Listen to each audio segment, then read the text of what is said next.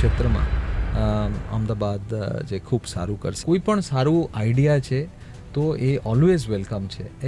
એ ગુજરાત છે. Studio on wheels પહોંચી ગયું છે અમદાવાદ મ્યુનિસિપલ કોર્પોરેશનના મ્યુનિસિપલ કમિશનર શ્રી આપણા સાથે છે. શ્રી બંછાનિધિ પાની, ચેલેન્જ હતો આ બહુ મોટો કે અમદાવાદને સ્વચ્છ રાખવું હોય, કેમ કે તંત્ર આપણી રીતે કામ કરે પણ પબ્લિક સપોર્ટ બી એટલો જ જરૂરી છે.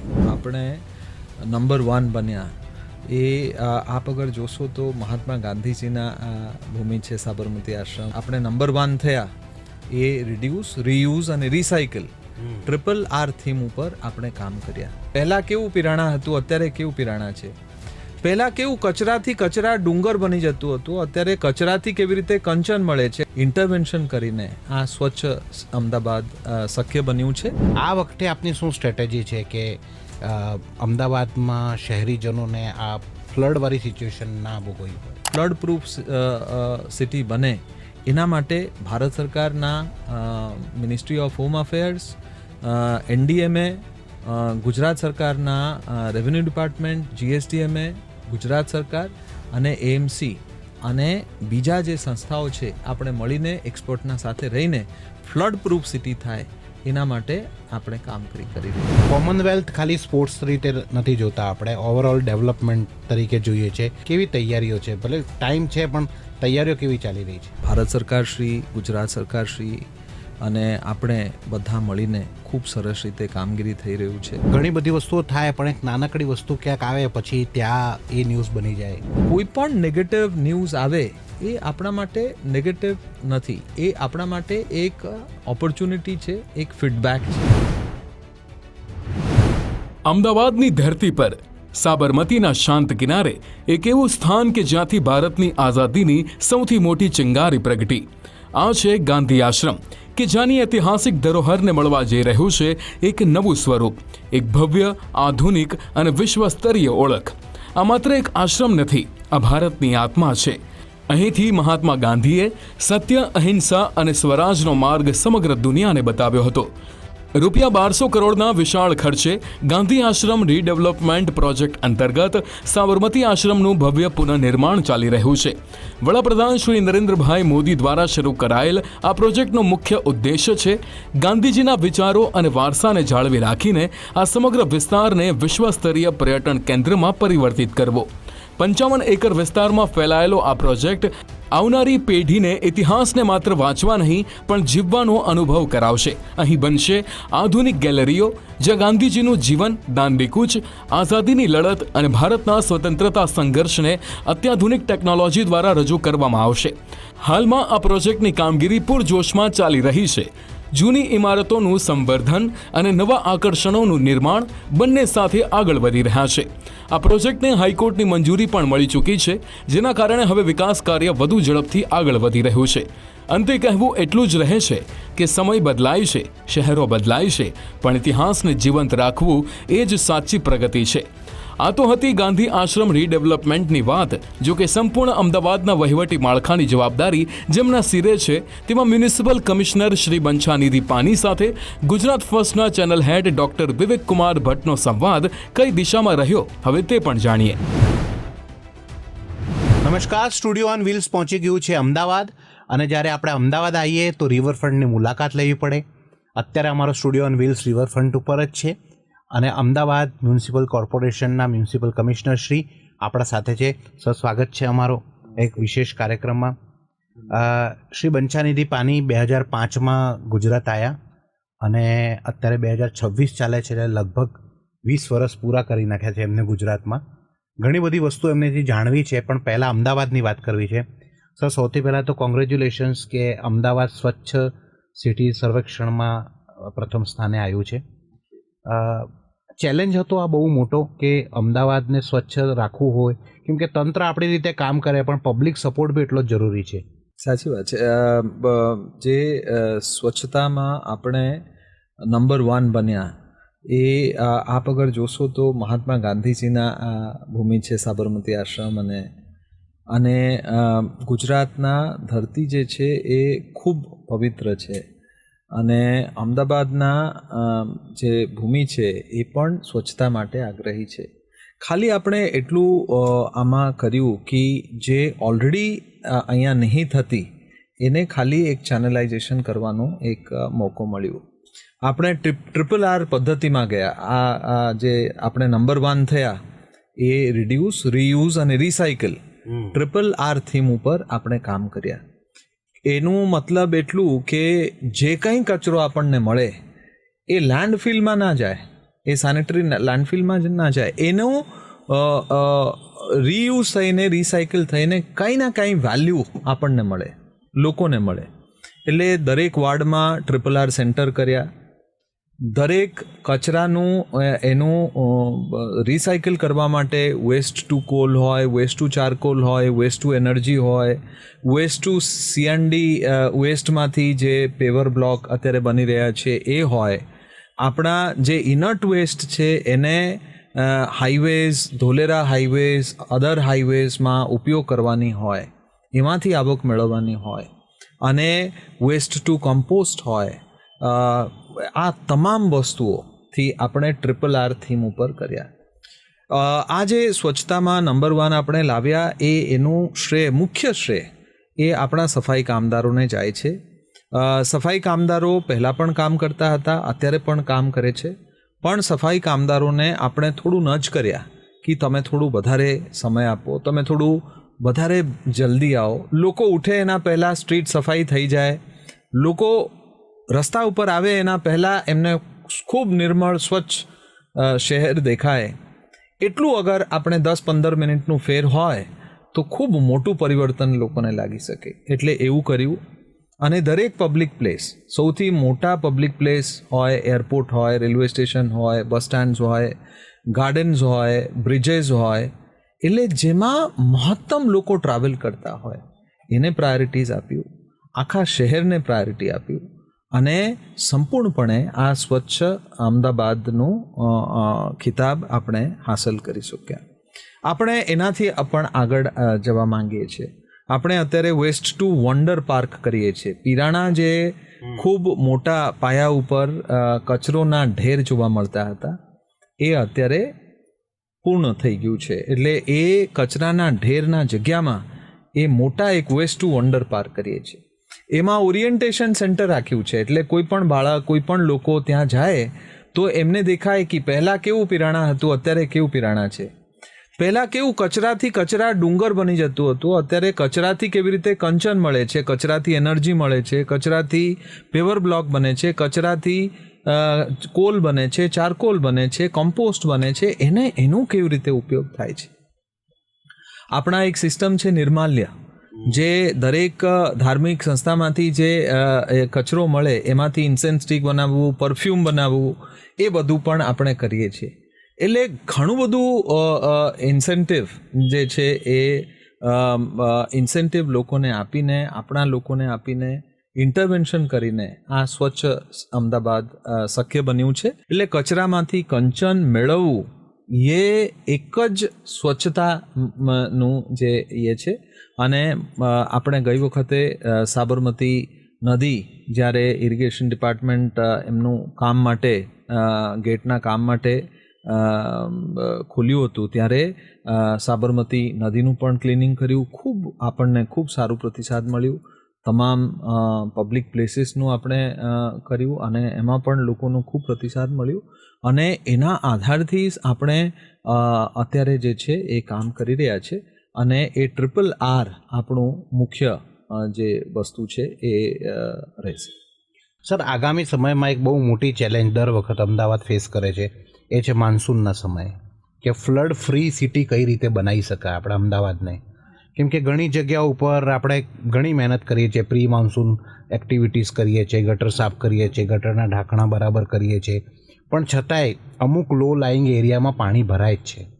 આ વખતે આપની શું સ્ટ્રેટેજી છે કે અમદાવાદમાં શહેરીજનોને આ ફ્લડવાળી સિચ્યુએશન ના ભોગવવી પડે? આમાં શું છે કે અમદાવાદનું જે ટોપોગ્રાફી છે ને એ ઉત્તરથી જ્યારે આપણે દક્ષિણ બાજુ જઈએ, નીચે બાજુ જઈએ, ત્યારે જે ટોપોગ્રાફી નીચે જાય છે. એટલે અને નદી, આપણું સાબરમતી નદી, પછી કેનલ છે. એટલે પહેલાં પણ દાખલા તરીકે ગોતા ગોધાવી કેનલ હોય, ખારીકટ કેનલ હોય, ચંદ્રભાગા કેનલ હોય, કે આપણું ફતેવાડી કેનલ હોય. આ જે 4 કેનલ અને જે આપણું નદી એ બેસિકલી એ રીતે હતું કે એમાં પાણી આવી જાય અને પાણી નીકળી જાય. કેટલા લો લાઇંગ એરિયા છે આપ જે કહો છો? 147 લો લાઇંગ એરિયા ગઈ વખતે હતું. એમાંથી લગભગ 48 લો લાઇંગ એરિયાઝમાંથી પાણી નિકાલનું કામ કરવાનું, એનું પમ્પિંગ ઇન્સ્ટોલેશનનું, એનું પાણી નિકાલ કરવાનું એ થઈ ગયું છે. અત્યારે જે 98 જેટલા છે એમાં લગભગ 70 જેટલા જગ્યાઓ ઉપર, 72 જેટલા જગ્યાઓ ઉપર કામ અત્યારે ચાલી રહ્યું છે. એ લગભગ આપણે વરસાદના પહેલાં પૂરું કરી દઈશું. બીજા જે 16 જેટલા એરિયાઝ છે એ ખૂબ કોમ્પ્લેક્સ છે અને એમાં કામ અત્યારે લાંબા ગાળાનું કામ ચાલુ રહેશે. પણ એના માટે આપણે શોર્ટ ટર્મ આયોજન કર્યું છે. આપણે જે આયોજન કર્યું છે એમાં 4 પ્રકારનું આયોજન છે. પ્રથમ પ્રકાર એ કે જેમાં સ્ટ્રક્ચર નહીં દેખાય પણ દાખલા તરીકે કેચ પીટનું સફાઈ થઈ જાય, ડ્રેનેજમાં સ્ટોર્મ વોટરનું પાણી ઘુસાડવામાં નહીં આવે, તમામ ઇનલેટ સાફ થઈ જાય અને પહેલાંથી કામગીરી કરવામાં આવે. અને જ્યારે વરસાદ આવે એના પહેલાંથી આપણને એ પ્રેડિક્શન કરી દઈએ અને એ પ્રેડિક્શનના આધારે આઈઓટી બેઝડ સિસ્ટમ લગાડીને કયા જગ્યામાં પાણી વધારે બરસશે એ પહેલાંથી આયોજન થઈ જાય. ત્યાં ટીમ ઓલરેડી ગોઠવાઈ જાય, અર્લી વોર્નિંગ સિસ્ટમ થઈ જાય અને ત્યાં પાણી કાઢવા માટે પમ્પિંગ ઇન્સ્ટોલેશન થઈને એ કાર્યાન્વિત થઈ જાય. એ પ્રથમ ઇન્ટરવેન્શન છે. બીજા જે ઇન્ટરવેન્શન છે એ છે કે જ્યાં જ્યાં પણ પાણી ભરાય છે એનું આજુબાજુ નદી છે કે કેનલ છે કે કોઈ તળાવ છે એ જોઈને એ તળાવનું રિજુવિનેશન થાય અને એ તળાવો, એક તળાવ ભરાય, બીજા તળાવને પછી લિંક કરી દેવાય એટલે બીજા તળાવ ભરાય, ત્રીજા તળાવ ભરાય. એટલે પાણી જે છે વધારે જ્યાં આવતું હોય એ પાણી તળાવમાં, એક તળાવમાં ભર્યા છે પછી બીજા તળાવો ભરાઈ જાય અને પાણી એમાં ઉભરાય નહીં. એ સેકન્ડ ઇન્ટરવેન્શન છે. થર્ડ ઇન્ટરવેન્શન આપણું સાબરમતી રિવરફ્રન્ટ છે. એટલે સાબરમતી રિવરફ્રન્ટના અત્યારે ફેઝ 1નું કામ પૂર્ણ થયું છે. ફેઝ 2નું કામ અત્યારે ચાલી રહ્યું છે. એમાં જે એરિયાઝ છે એમાં પાણી કેવી રીતે પડે, જેટલા પણ ફેઝ 1ના કામ છે એના જે આઉટફોલ સ્ટ્રક્ચર છે એ આઉટફોલ સ્ટ્રક્ચર અત્યારે વધારે કરીએ છીએ. સો દેટ આમાં શું છે, પહેલાં પાણી જે છે એ આવવા માટે સ્ટોર્મ વોટર નેટવર્ક વધારે કરીને સાબરમતી નદી સાથે જોડાઈએ છીએ સો દેટ પાણી ઝડપથી નીકળી જાય. અને ચોથી જે વસ્તુ છે કે જે એરિયામાં આપણે પાણી થોડું નીચે કરીએ તો એ પાણી તો નીકળે નહીં, એમાં સ્પોન્જ પાર્ક કરી દઈએ. સ્પોન્જ પાર્ક કરી દઈએ તો એ પાણી પછી ત્યાં રોકાઈ જાય અને પાર્કનું પાર્ક થાય, ગાર્ડનનું ગાર્ડન થાય. એ રીતે આપણે જે છે એ કામગીરી કરીએ છીએ. પહેલી વખત અમદાવાદ મ્યુનિસિપલ કોર્પોરેશનમાં આપણે વોટર રિસોર્સ મેનેજમેન્ટ સેલ ઊભા કર્યું છે. હાઇડ્રોલોજિસ્ટ અને હાઇડ્રોલિક્સ એન્જિનિયર રાખ્યું છે. એટલે એ રીતે કામ કરીને આગામી દિવસોમાં ફ્લડ પ્રૂફ સિટી બને એના માટે ભારત સરકારના ministry of home affairs, NDMA, Gujarat સરકારના રેવન્યુ ડિપાર્ટમેન્ટ, GSTMA, ગુજરાત સરકાર અને AMC અને બીજા જે સંસ્થાઓ છે આપણે મળીને એક્સપર્ટના સાથે રહીને ફ્લડ પ્રૂફ સિટી થાય એના માટે આપણે કામ કરી રહ્યા છીએ. સર, આમ જનરલી કેટલા ઇંચ વરસાદ, કેમ કે બહુ ઓછા સમયમાં બહુ વધારે વરસાદ પડી ગયો તો બી પાણી ભરાઈ જાય એ કોઈના હાથમાં નથી. જનરલી કેટલા ઇંચ વરસાદ પડી જાય તો આપણને એવું થાય કે ના, આ ફ્લડ આવવાની શક્યતાઓ છે? એમાં અલગ અલગ વસ્તુઓ છે. ફ્લડ આવવાની શક્યતાઓ એમાંથી નિર્ધારિત કરવા તો આપણું જે સાબરમતી નદી છે એનું કેચમેન્ટ એરિયા રાજસ્થાન અને આપણા નોર્થ ગુજરાતના ભાગોમાંથી એ પસાર થઈને આવે.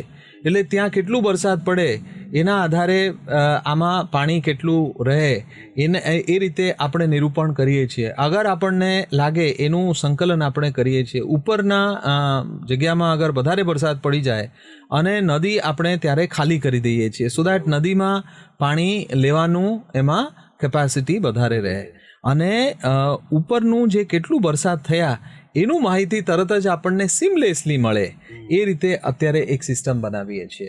એટલે ઉપરનું જે કેટલું વરસાદ પડ્યા, અંદર ઓલરેડી કેટલું પાણી છે, આ વરસાદ પડવાથી કેટલું ખરેખર ઇનન્ડેશન થશે અને ઇનન્ડેશનમાં કયા કયા એરિયા અફેક્ટેડ થશે એ એરિયાને પહેલાંથી આપણે જાણ કરીએ, લોકોને પહેલાંથી આપણે જાણ કરીએ, અર્લી વોર્નિંગ પહેલાંથી આપીએ, તો જ આ સિસ્ટમ સુદૃઢ બનશે.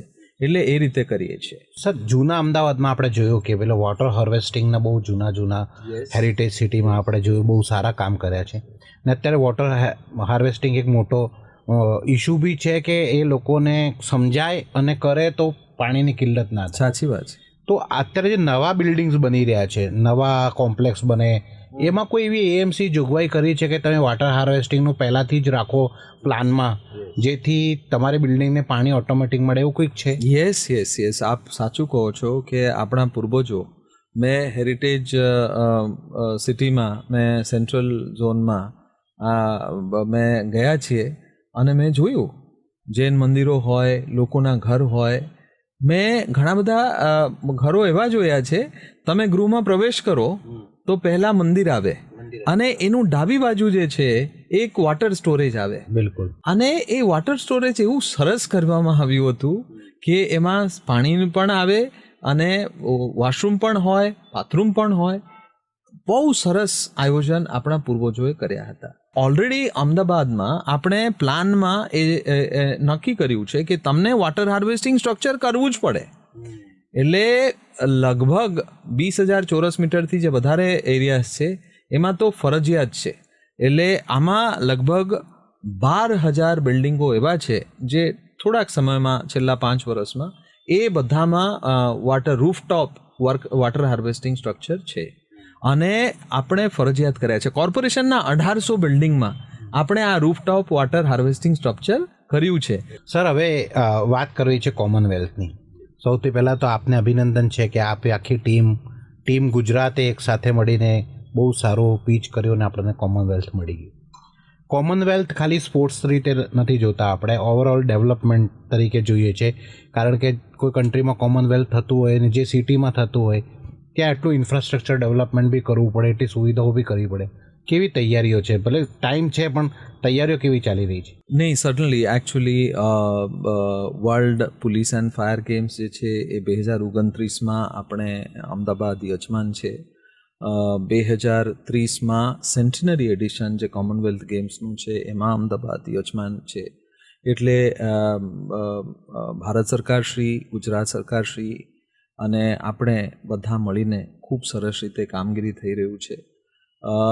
સિટીમાં એક સિટી રેડીનેસ સેલ બનાવ્યું છે. અલગ અલગ 22 જેટલા આસ્પેક્ટ છે. એ 22 આસ્પેક્ટ ઉપર એને રિવ્યૂ કરવામાં આવે છે. ચાહે ઇન્ફ્રાસ્ટ્રક્ચર હોય, સોફ્ટ ઇન્ફ્રાસ્ટ્રક્ચર હોય, બિહેવિયરલ ચેન્જ હોય, સસ્ટેનેબિલિટી હોય, ઇન્ક્લુસિવિટી હોય, સ્પોર્ટ્સ ઇન્ફ્રાસ્ટ્રક્ચર હોય, બીજા જે વોલન્ટિયરિઝમ હોય, ઘણા બધા એરિયા ઉપર જે છે એ અમદાવાદ કોર્પોરેશન જે છે રેડીનેસ સેલ બનાવ્યું છે. આપણે આ વખતે એક ટુરિઝમ સેલ પણ બનાવ્યા છે કે બહારના લોકો જ્યારે આપણા અમદાવાદમાં વધારેમાં વધારે આવે, આપણા જે આપણું જે હેરિટેજ છે, ધરોહર છે, આપણી જે ટુરિઝમના જગ્યાઓ છે, એ કઈ રીતે લોકો વધારેમાં વધારે જોઈ શકે અને એને નિહાળી શકે, એના માટે વ્યવસ્થા કર્યું છે. આપણા આખા સિટીમાં મુખ્ય જે બાબતો આપણને ધ્યાન રાખવાનું છે એ છે ટ્રાન્સપોર્ટેશન, મોબિલિટી. એમાં અત્યાર સુધી, દાખલા તરીકે આપને કહું, અત્યાર સુધી આપણા પાસે 1200 બસ હતા. આ વર્ષે આપણે 1850 નવા બસોના પ્રોક્યોરમેન્ટ કર્યું છે. એટલે એ આગામી દિવસોમાં આપણે પબ્લિક ટ્રાન્સપોર્ટેશન સિસ્ટમ જે છે એ સુદૃઢ કરીએ છીએ. એના માટે ડેપો ઇન્ક્રીઝ કરીએ છીએ, એના માટે ચાર્જિંગ સ્ટેશન ઇન્ક્રીઝ કરીએ છીએ. 2029 સુધી આપણા પાસે 100% આપણે બसेस EV થઈ જાય એ રીતે આપણે કામગીરી કરીએ છીએ. As far as public transportation is concern.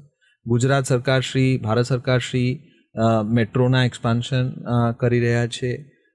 બધા જે અલગ અલગ જગ્યાઓ છે, દાખલા તરીકે એરપોર્ટ છે, એનું કામગીરી ચાલી રહ્યું છે. રેલવે સ્ટેશન કાલુપુરનું કામગીરી ચાલી રહ્યું છે. હાઈ સ્પીડ રેલનું કામગીરી ચાલી રહ્યું છે. એ બધા એરિયાના સર્ક્યુલેશન અને ટ્રાન્સપોર્ટેશન પ્લાન એ બનાવવામાં આવ્યું છે. અને અલગ અલગ ઇન્ફ્રાસ્ટ્રક્ચર જે છે એ બનાવવામાં આવ્યા છે. તમામ જે હોટેલો છે, તમામ જે ટુરિઝમ સાઇટ્સ છે, હેરિટેજ સાઇટ્સ છે, એનું એક્શન પ્લાન બનાવવામાં આવ્યું છે. રિવરફ્રન્ટ જે છે એ ખૂબ જોરશોરથી કામગીરી ચાલી રહ્યું છે. એટલે દરેક જગ્યામાં, દરેક સેક્ટરમાં, દરેક વસ્તુમાં એ કામગીરી ચાલી રહ્યું છે.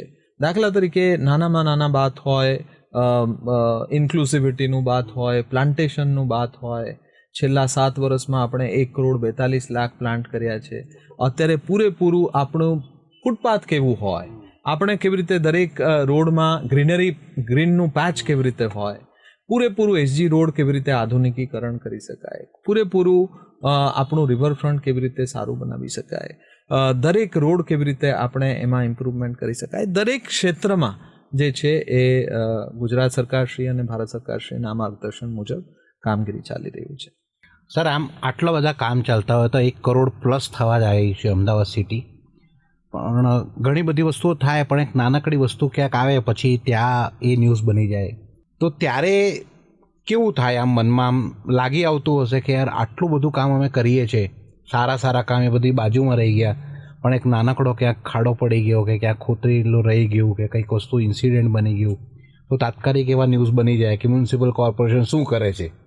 ત્યારે એઝ અ મ્યુનિસિપલ કમિશનર તમને એમ ફીલ થાય કે યાર આ ચૂક રહી ગઈ? હું સાચું કહું તો મને જે બેસિક વસ્તુઓ છે સૌથી અગત્યનું છે.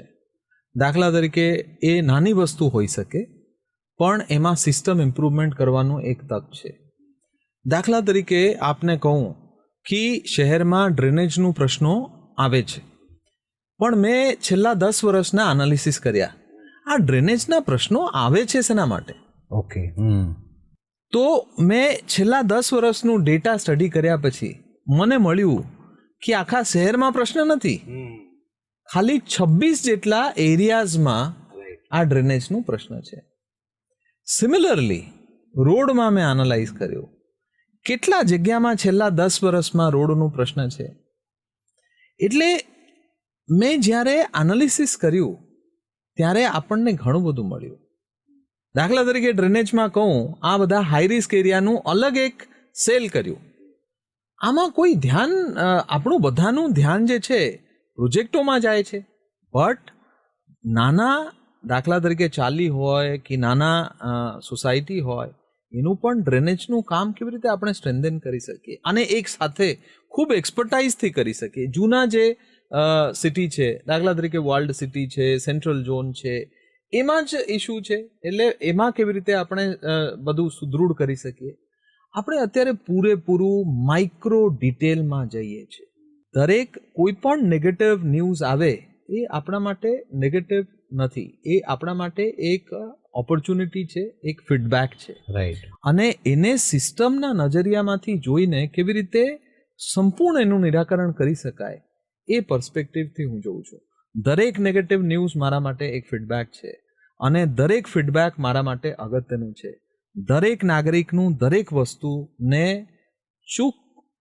છેક સુધી એનાલાઇઝ કરીને આપણે કેવી રીતે એનું નિરાકરણ કરીએ એ મારું સેન્ટ્રલ ધ્યેય છે. વચ્ચે એક વિડીયો બી આપનો વાયરલ થયો હતો, ક્યાંક રોડ બનતો હતો અને તમે સવારમાં પહોંચી ગયા હતા અને એની ગુણવત્તા ચકાસતા હતા બધું.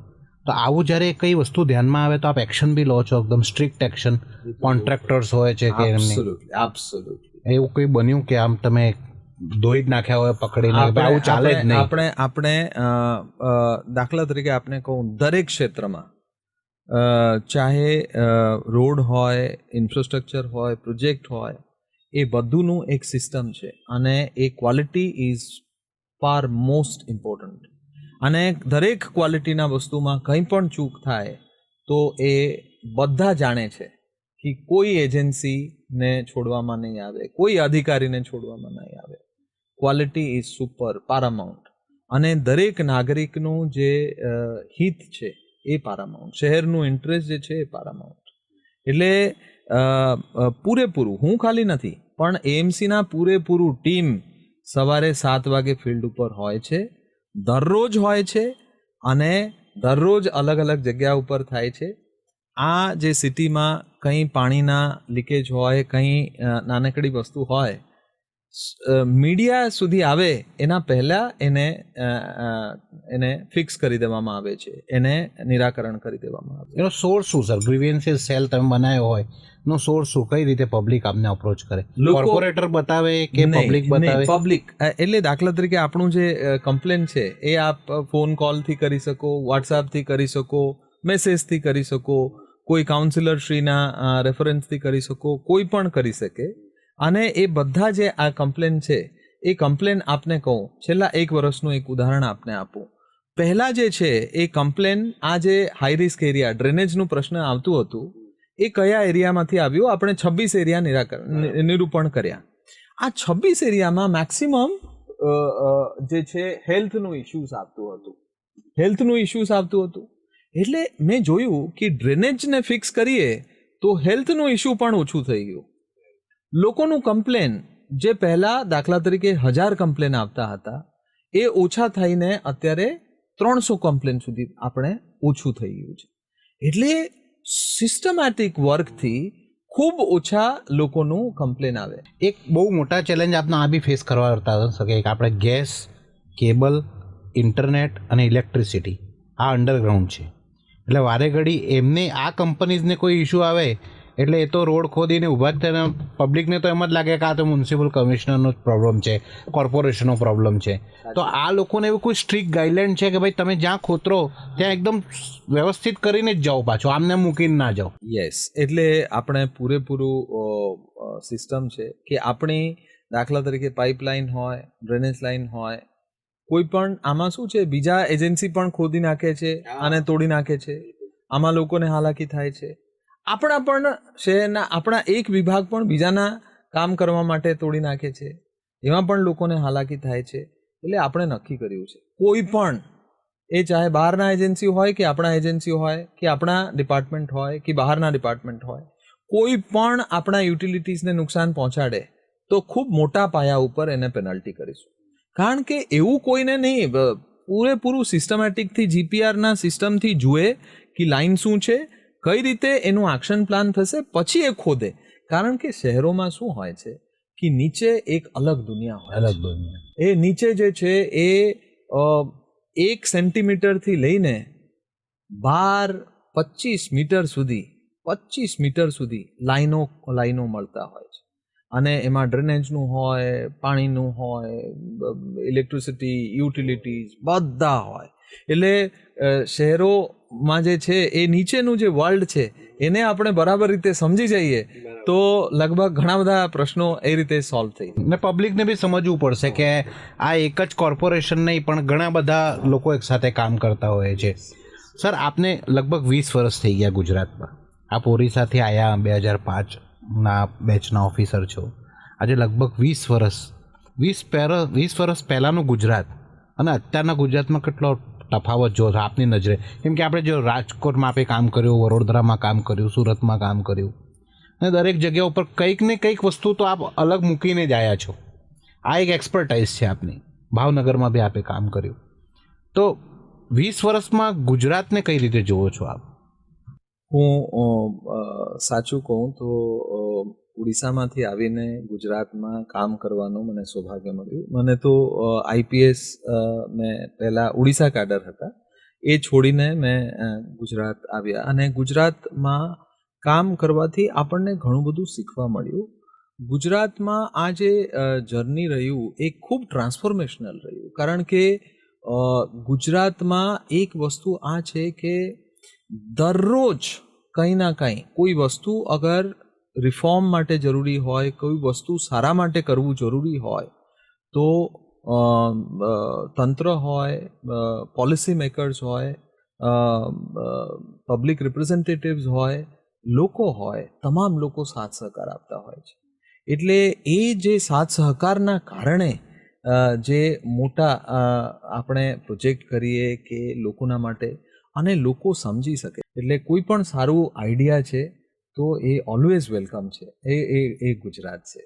એટલે પોલિટિકલી સ્ટેબિલિટી બી એના કારણે જ છે ખૂબ, અને એ સપોર્ટ ઓફિસરને સપોર્ટ ગવર્મેન્ટ મળે આપણને એ જરૂરી છે. યસ, કારણ કે આ સપોર્ટ જે છે એ ઓફિસર હોય, પોલિટિકલ સ્ટેબિલિટી હોય, ગવર્નન્સનું સિસ્ટમ જે છે એ આ રીતે ડિફાઇન થયેલા છે. એટલે જ્યારે આપણા સપોર્ટ ખૂબ સારી રીતે આપણને સપોર્ટ મળે એ સપોર્ટના કારણે આપણે આગળ કામ કરી શકીએ છીએ. એટલે મને લાગે છે આ જે જર્ની છે એ ખરેખર ખૂબ મેમોરેબલ છે, ખૂબ નોસ્ટાલ્જિક છે અને સારું છે કે એક સંતોષ પણ કામ કરવાથી આપણને મળ્યા છે. સર, એક ખાસ વાત, અમદાવાદમાં હું બી રહું છું, મને એક બહુ મોટી શિકાયત છે કે અમદાવાદમાં સેટરડે સન્ડે ક્યાં જવું હોય તો ક્યાં જવાનું. આ એક બહુ મોટી મને લાગે છે રિવરફ્રન્ટ તો કેટલી વાર જવાનું હોય, તો કંઈક એવું કંઈક નવું લાવી રહ્યા છો આપ જ્યાં આપણે ફેમિલી સાથે જઈ શકીએ, એવો કોઈ પ્લાન છે? આપણે એક તો હું કહું, એક આપણી પાસે ઘણા બધા જગ્યાઓ છે.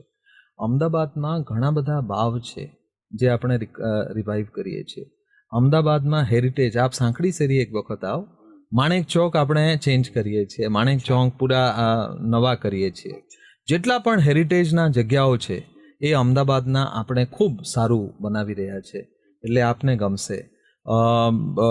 રિવરફ્રન્ટ છે, કાંકરિયા છે, એ તો છે, પણ એના સાથે સાથે લગભગ અત્યારે બીજા તમામ જે લેક્સ છે એ લેક્સને આપણે પુનર્જીવિત કરીએ છીએ. દાખલા તરીકે આપનું ઘરનું આજુબાજુ જે લેક હોય, આપ જોશો પહેલાં કેવું હતું અને અત્યારે કેવું છે, આપને એક ટ્રાન્સફોર્મેશન મળશે.